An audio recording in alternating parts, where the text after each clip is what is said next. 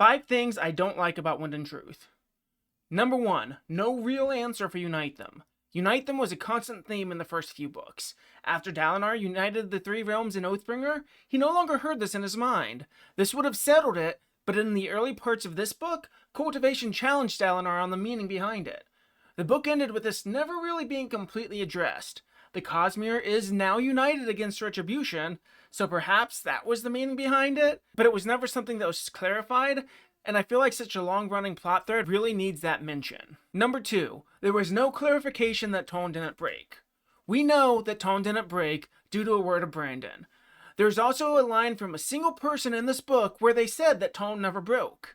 However, everyone else in the book that referenced this event said that Tone did break. I don't know why, but I got visibly angry every single time a herald mentioned that Tone broke.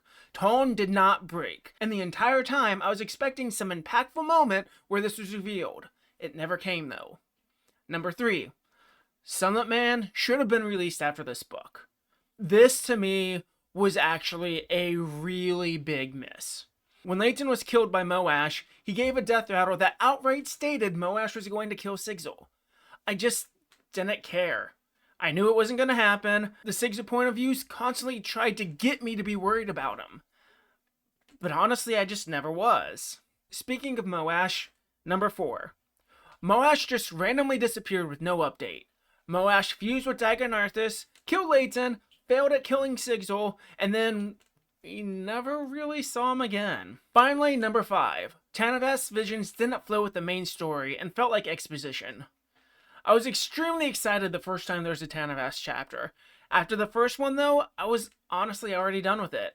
This is lore that I've been dying to get, but so much of it was just a repeat that you had to search through to find anything new. Add to that the weird perspective being used in these chapters, and it just felt honestly very disjointed compared to the rest of the book. Now to be clear, I think most of these are pretty minor nitpicks. But what do you think? As for me, that was